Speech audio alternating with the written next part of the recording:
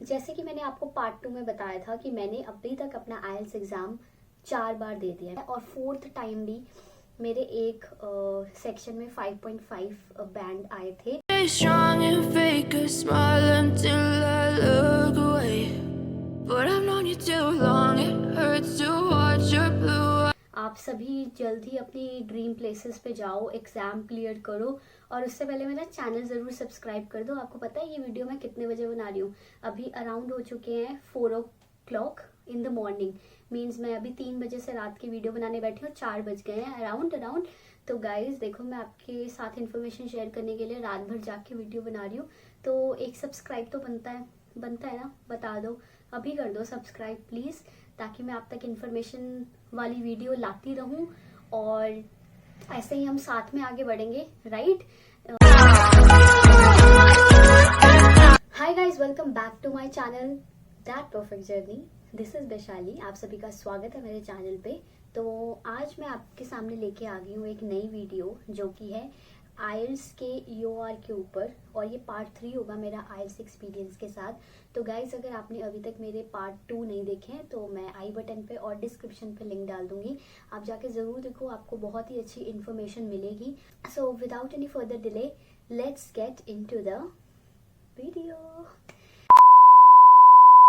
जैसे कि मैंने आपको पार्ट 2 में बताया था कि मैंने अभी तक अपना आईएलटीएस एग्ज़ाम 4 बार दे दिया है और फोर्थ टाइम भी मेरे एक सेक्शन में 5.5 बैंड आए थे, जो कि था राइटिंग। तो मेरे राइटिंग में आए थे 5.5, राइट?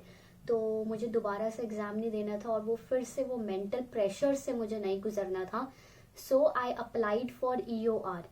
आप में से जिन लोगों को नहीं पता है कि ईओआर क्या होता है, EOR is inquiry on results. Means अगर आपको लगता है कि आप कन्विंस्ड नहीं हो अपने रिजल्ट्स और अपने बैंड स्कोर के साथ, तो आप अपने रिजल्ट्स के ऊपर इंक्वायरी कर सकते हो, ओके? नॉट वो आपको कोई आंसर शीट इसमें नहीं भेजते हैं, ऐसा कुछ नहीं होता। इसमें क्या होता है कि आपकी जो आंसर शीट है वो जाती है आईडीपी के head office, means IDP Australia पे जाती है आपकी आंसर शीट, एंड वहाँ पे आपका पूरा फिर से रिव्यू और पेपर चेक होता है बाय सीनियर टीचर्स और सीनियर ऑफिसर्स। वहाँ पे जो भी होते हैं वो आपका पेपर चेक करते हैं। सो यू नो, अभी ज़्यादातर तो यहाँ पे इंडिया में तो ऐसे इन्होंने कोई फ्रेशर्स होते हैं, कोई न्यू होते हैं, तो उनको इतना पता नहीं होता कि किस हिसाब से हमें कितना बैंड देना है। तो आपका वहाँ पे जाता है और फिर से रिव्यू होता है और फिर आपको स्कोर आपका चेंज हो जाता है। तो मैंने भी इसमें ईओआर के लिए मैंने अप्लाई किया था। मैंने लास्ट एग्ज़ाम जब दिया था वो था 17 जून को, मैंने जो आईएलटीएस का एग्ज़ाम दिया था, एंड मेरा रिजल्ट आ गया था अराउंड 21 जून को, और मैंने उसी दिन शाम को ही ईओआर के लिए अप्लाई कर दिया था, ओके? तो 21 जून को मैंने अप्लाई किया था। ईओआर में क्या होता है गाइस, इसमें होता है आपकी 11,000 के आसपास पैसे कटते हैं। आई थिंक 11,025 रुपीज़ इसकी फ़ीस है, इतने आपके रुपीज़ लगते हैं अगर आप ईओआर अपने फाइल करना चाहते हो, ओके? एंड टिप है मेरी आपको ईओआर के लिए। तो गाइज, ईओआर हमेशा आपको अप्लाई करना चाहिए सिर्फ 2 सेक्शन में, जो कि है राइटिंग एंड स्पीकिंग।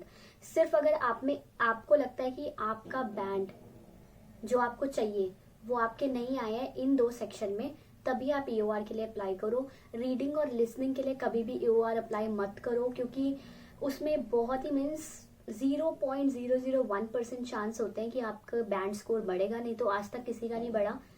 मैंने नहीं देखा कि आज तक रीडिंग और लिसनिंग में किसी के भी बैंड स्कोर बढ़े हैं, क्योंकि उसमें जो आपके आंसर्स होते हैं वो बहुत ही क्रिस्प होते हैं। आपको बस सेलेक्ट करना होता है और वो आंसर आपका फाइनल हो जाता है ना? तो इसमें आपके बैंड स्कोर नहीं बढ़ते हैं। तो आप कभी भी इसमें अपने 11,000 रुपीज़ वेस्ट मत करो। अगर आपके रीडिंग और लिसनिंग में अगर बैंड कम आए हैं तो आपको दोबारा पेपर देना ही होगा।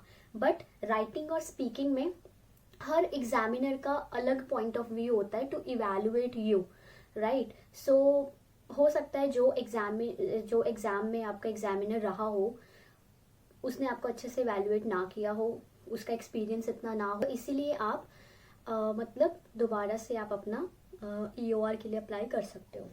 और गाइस, एक बात बताना मैं आपको और भूल गई कि जो ईओआर होता है ना, तो ईओआर ये नहीं है कि आप किसी एक ही में अप्लाई कर सकते हो। Like you can apply EOR on all of the 4 sections or 1 section or 2 or 3, आपका जिसमें मन है आप उसमें EOR के लिए अप्लाई कर सकते हो, ठीक है। तो मैंने EOR जो है 2 सेक्शन में अप्लाई किया था, राइटिंग में और स्पीकिंग में, क्योंकि आप हमेशा सेफर साइड पे रहते हो कि बाई चांस आपका राइटिंग में स्कोर नहीं बढ़ा और स्पीकिंग में बढ़ गया तो आपके जो 11,000 रुपीज़ हैं वो आपके सेफ रहेंगे, राइट। क्योंकि अगर आपका कभी भी EOR में स्कोर चेंज होता है मीन्स आपका स्कोर बढ़ता है, क्योंकि घटता तो है नहीं इसमें। तो अगर आपका स्कोर बढ़ता है तो आपने जो 11,000 रुपीज़ इसमें भरे होते हैं या जितने भी भरे हैं तो वो आपको एग्जैक्ट अमाउंट आपके कार्ड में वापस आ जाता है। जिस भी आपने सोर्स के द्वारा पेमेंट किया है उस आपके अकाउंट में वो पेमेंट आपके वापस आ जाता है। तो इट्स ऑलवेज बेटर कि आप जितने ज़्यादा सेक्शन में लगा सकते हो उतने ज़्यादा सेक्शन के लिए EOR अप्लाई करो। और 11,000 रुपीज़ सेम है, लाइक अगर आप चारों सेक्शन में भी अप्लाई करते हो तो भी अमाउंट इतना ही देना है, एक सेक्शन में अप्लाई करते हो तो भी अमाउंट आपको इतना ही देना है। मीन्स ऐसा नहीं है कि 11,000 आपको रीडिंग में देना है, 11,000 स्पीकिंग में देना है, ऐसा नहीं है। 11,000 में आप 1 से लेके 4 सेक्शन तक कैसे भी अप्लाई कर सकते हो, किसी में भी अप्लाई कर सकते हो। तो मुझे था कि मुझे स्पीकिंग में भी अप्लाई करना है और राइटिंग में तो अप्लाई करना ही है क्योंकि उसमें मेरे कम बैंड्स थे। और स्पीकिंग में भी गाइस लिटरली मेरे को 6 बैंड्स मिले थे और मेरा स्पीकिंग काफ़ी अच्छा गया था। मुझे लग नहीं रहा था कि स्पीकिंग में मुझे 6 बैंड्स मिलेंगे, एटलीस्ट मैं 6.5 to 7 की आशा रख के बैठी थी, बट 6 आए तो ओके। मैंने कहा चलो क्राइटेरिया तो पास हो रहा है, डजेंट मैटर। बट राइटिंग में तो मेरे होश ही उड़ गए थे देख के, है ना। तो मैंने EOR दोनों में अप्लाई कर दिया था। रीडिंग और लिसनिंग में मतलब नहीं होता क्योंकि आपका स्कोर तो चेंज होता नहीं है, बट आपको सेफर साइड के लिए थोड़ा बहुत करना है तो आप कर सकते हो। बट इससे आपका रिजल्ट डिले हो सकता है क्योंकि वो आपके वो सारे पेपर्स भी चेक होंगे फिर से। तो इट्स बेटर आप उसी में ही अप्लाई करो जिसमें आपको लगता है कि आपका स्कोर बढ़ सकता है, राइट। तो मैंने राइटिंग और स्पीकिंग के लिए अप्लाई किया था। 3 to 21 डेज में आपका ये रिजल्ट आता है, राइट। तो मैंने 21 जून को ही अप्लाई कर दिया था फॉर EOR। और आप EOR कैसे अप्लाई कर सकते हैं, आप स्टूडेंट पोर्टल पे अपने जाएंगे, जहाँ पे भी आपका रिजल्ट डिस्प्ले होता है ना TRF, उसके बगल में ही हमारे पास ऑप्शन होता है to apply for EOR। Okay, वहीं पे आप जाके EOR के लिए अप्लाई कर सकते हैं, अपनी डिटेल्स फिल कर सकते हैं, ऑनलाइन पेमेंट करके आपका EOR कंप्लीट हो जाता है। फिर आपको इस तरह की एक मेल आती है, मैं एक मेल यहाँ पे अटैच करूंगी कि आपका EOR के लिए आपने अप्लाई कर दिया, तो एक कंफर्मेशन ईमेल आपको आती है उसी टाइम या विद इन 1 आवर आपको आ जाएगी वो ईमेल। ओके, तो ये सीन रहता है। तो EOR आपने अप्लाई कर दिया, then you have to sit and pray to God कि आपका रिजल्ट उसमें चेंज हो जाए। और EOR में अच्छी एक बात मुझे ये लगी कि आपका स्कोर कभी भी कम नहीं होता है, या तो आपका स्कोर बढ़ेगा या सेम रहेगा। आपको डरने की जरूरत नहीं है कि आपका इसमें स्कोर कम हो जाएगा, ऐसा नहीं होगा कभी भी। ओके, सो यस, तो मैंने वेट किया, तो मेरा जो रिजल्ट है वो 10 डेज में आ गया था। मेरा रिजल्ट जो है 1 जुलाई को आया था ऑफ EOR। एंड मैंने 1 जुलाई को मेरे को टेक्स्ट मैसेज आ गया था, क्योंकि अगर आप अपना मोबाइल नंबर रजिस्टर करते हो तो आपको आपके मोबाइल पे भी टेक्स्ट मैसेज आता है। तो मुझे आया था कि your EOR like has been out and you can check your portal. तो मैंने तुरंत अपना पोर्टल खोला एंड वहाँ पे मुझे लिखा हुआ आ रहा था, जब भी आपका EOR में रिजल्ट चेंज होता है ना तो आपके पोर्टल में लिखा आता है बाहर से ही कि सक्सेसफुल/चेंज, राइट। तो वहाँ पे जैसे ही मैंने पोर्टल खोला और मैंने सिर्फ वही देखा और वहाँ पे लिखा आ रहा था successful change and I was literally very happy. ठीक है, तो मेरे को इतना था कि स्कोर तो चेंज हुआ है किसी ना किसी में। तो मैं TRF खोलने की कोशिश कर रही थी, बट TRF उस वक्त खुल नहीं रहा था, उसमें कुछ 404 एरर आ रहा था। एंड मुझे बहुत ज़्यादा धक धक हो रहा था, भाई ये एरर क्यों आ रहा है, खुल क्यों नहीं रहा है TRF। देन आई चेक्ड कि ये एरर आता है शुरू में, क्योंकि ये आपके जहाँ पे आपने टेस्ट दिया होता है उनके पास TRF जाता है और वो आपको अपडेट करके भेजते हैं, तो शायद थोड़ा टाइम लगता है इस चीज़ में, दैट्स वाई ये एरर आपके पास आता है। तो आपको इसमें 1 वीक तक भी लग सकता है, 24 आवर्स से 1 वीक आपको लग सकता है। आप ट्राई करते रहो, वो TRF आपका खुल जाएगा। तो मैं भी रात भर ट्राई करी थी बट नहीं खुला। नेक्स्ट डे मॉर्निंग में मैंने खोला, मीन्स मेरा 1 जुलाई को रिजल्ट आया था ना, तो मैंने 2 जुलाई की मॉर्निंग में खोला और मेरा TRF खुल गया था। And the results were shocking, literally shocking. तो मेरा जो राइटिंग में था 5.5 वो चेंज होके हो गया मेरा 6 बैंड्स। यस, और मैं इतनी खुश थी ना कि दोस्तों मैं तुम्हें बता नहीं सकती कि means after 6 months 4 attempts and the hell of mental pressure and torture, finally I cleared that exam. तो मेरा 6 बैंड्स आ गया, वो तो ठीक था, मैं बहुत खुश थी. उसके अलावा बोनस कहते हैं ना, जब भगवान देता है तो छप्पड़ फाड़ के देता है, और मेरा स्पीकिंग में भी मेरे 6 थे ना, उसमें मेरे 7 बैंड्स हो गए. मीन्स राइटिंग में मेरे 5.5 से 6 हो गए, स्पीकिंग में 6 से 7 हो गए. मीन्स जो आप पहले जिसने मेरा एग्जाम चेक किया था या जो भी मेरे स्पीकिंग में एग्जामिनर था, उसने मेरा किस तरह से मुझे स्कोर दिए देखा आपने.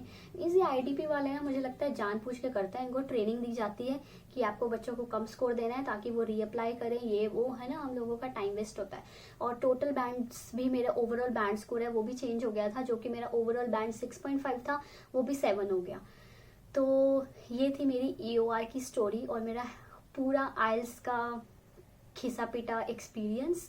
सो ये था. तो मेरे जो 11,000 रुपीज़ थे वो भी सेफ हो गए, और वैसे उस वक्त आपको 11,000 की टेंशन बिल्कुल भी नहीं होती. तो बट था कि ठीक है अब वापस तो आ ही जाएंगे, तो वैसे भी इतनी टेंशन थी नहीं. तो जो मेरे 11,000 रुपीज़ हैं वो मेरे आ गए थे with in like 9 to 10 days. मुझे उसी अकाउंट में वापस आ गए थे, और मुझे नोटिफिकेशन भी आई थी कि हाँ आपको क्रेडिट हुए हैं 11,000 रुपीज़ जितने भी मैंने पे किए थे. मीन्स एग्जैक्ट अमाउंट मुझे याद नहीं, 11,025 के आसपास होता है.